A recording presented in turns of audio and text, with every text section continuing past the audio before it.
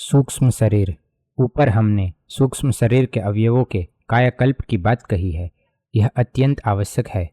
सूक्ष्म शरीर के रोग ही स्थूल शरीर को रोगाक्रांत करते हैं। जितने भी शारीरिक रोग हैं उनमें से अधिकांश का कारण सूक्ष्म शरीर के ही रोग है। इसे आगे स्पष्ट किया जाएगा।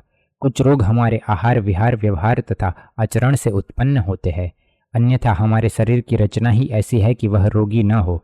सूक्ष्म शरीर में 17 अवयव है, यह ऊपर कहा जा चुका है। यह शरीर स्थूल शरीर के समान ही आकार वाला है तथा यथा समय प्रकट होकर कार्य भी करता रहता है।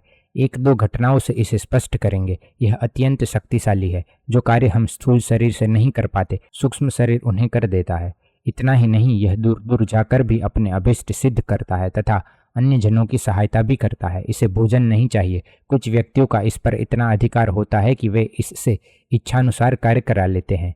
समय तथा स्थान की दूरी इसके मार्ग में बाधा नहीं बनती, क्योंकि इसकी अव्याहत गति है तथा भूत एवं भविष्यत काल में भी इसकी गति है। स्वप्न में अपनी सभी इंद्रियों से सुखों एवं दुखों का उपभोग उसी प्रकार करते हैं जिस प्रकार जागृत अवस्था में। स्वप्नावस्था में हम खाते पीते चलते फिरते भी है, प्रेम तथा लड़ाई भी करते हैं, रोते भी है, प्रसन्न भी होते हैं। यह सब इसी शरीर से होता है, क्योंकि स्थूल शरीर तो सब सोया पड़ा रहता है। कभी कभी सूक्ष्म शरीर की क्रियाएं सोते हुए स्थूल शरीर पर भी प्रकट हो जाती है, जिनसे स्थूल शरीर भी वैसा ही कार्य करने लगता है। यथा स्वप्न में हम किसी से लड़ाई झगड़ा करते हैं तो कभी कभी बहुत जोर से उसे डांटने या धमकाने भी लगते हैं। ऐसा करते समय सोते हुए भी कभी कभी हमारे मुख से भी वैसी ही ध्वनि निकल जाती है। क्या सूक्ष्म शरीर अकेला रह सकता है?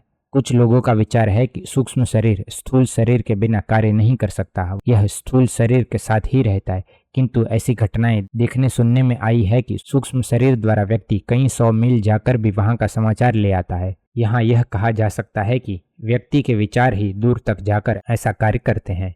यह बात सत्य है कि कुछ व्यक्तियों में, विशेषकर आध्यात्मिक व्यक्तियों में, यह शक्ति होती है कि वे अपने विचारों का संप्रेषण अन्य पास वाले तथा दूरस्थ व्यक्ति पर भी कर सकते हैं। यह शक्ति सब में नहीं होती।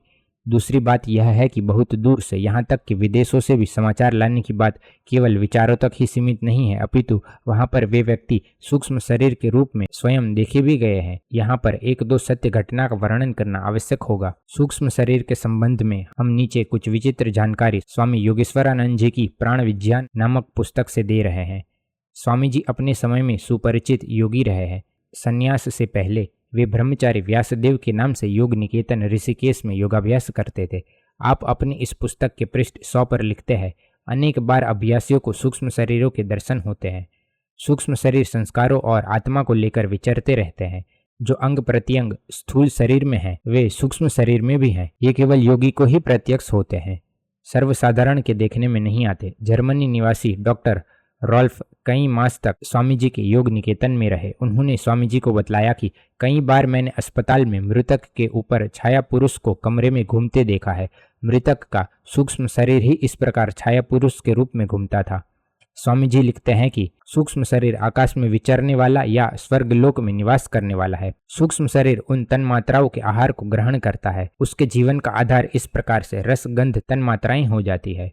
समाधि की अवस्था में आकाश में गमन करने वाले सूक्ष्म शरीरों की गतिविधियां देखी जाए तो उनके रजह प्रधान प्राण का भी ज्ञान हो जाता है। स्वामी विज्ञानानंद जी ने अपनी योग विज्ञान नामक पुस्तक में एक घटना दी है कि ज्योति नामक योगी आकाश मार्ग से सूक्ष्म शरीर के लोक लोकांतरों में भ्रमण किया करते थे। एक बार एक अन्य योगी से आकाश में ही उनकी भेंट हो गई। उन्होंने ज्योति योगी के लिंग शरीर को अपनी ओर खींचते हुए कहा कि तुम मेरे साथ चलो। ज्योति योगी बिना नन्नुनच किए मंत्रमुग्ध की भांति उस अज्ञात योगी के साथ चल दिए। उनका स्थूल शरीर एक मंदिर के पास अचेतन अवस्था में पड़ा रहा। वे दोनों सूक्ष्म शरीर से ही यात्रा करते हुए हिमालय के आश्रम में पहुंचे।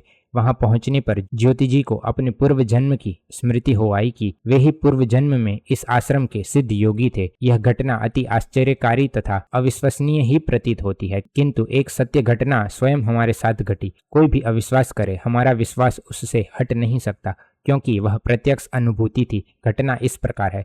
सन 2001 में मैं गंभीर रूप से दुर्घटनाग्रस्त हो गया। दुर्घटना इतनी जबरदस्त थी कि जिसने उसे देखा था बाद में भी जानकारी किया करते थे कि वह व्यक्ति मर गया या बच गया।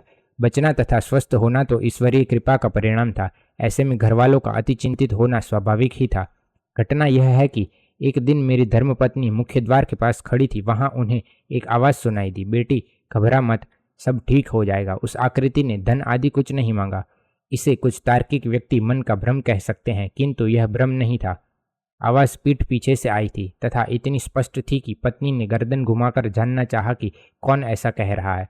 गर्दन घुमाते ही उन्हें एक मनुष्य की आकृति दिखलाई दी, जो श्वेत वस्त्र पहने हुई थी तथा सफेद लंबी दाढ़ी भी थी। इन्हें दिखते ही वह आकृति गायब हो गई। मैं भी सचमुच बिल्कुल स्वस्थ हो गया। निम्न उदाहरण तो इससे भी अधिक आश्चर्यजनक है। यूरोप के स्वीडनबर्ग नामक व्यक्ति आध्यात्मिक शक्ति संपन्न थे। इनके जीवन की एक घटना इस प्रकार है। स्वीडन में हॉलैंड की ओर से मार्टिबल नामक राजदूत रहता था।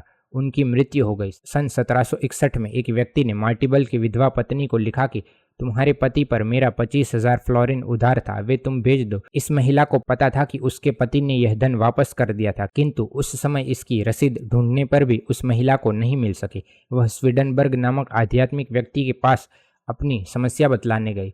इसके 8 दिन बाद स्वप्न में इस महिला को अपना दिवंगत पति दिखलाई दिया। पति ने उसे वह स्थान दिखलाया जहां पर वह रसीद पड़ी थी।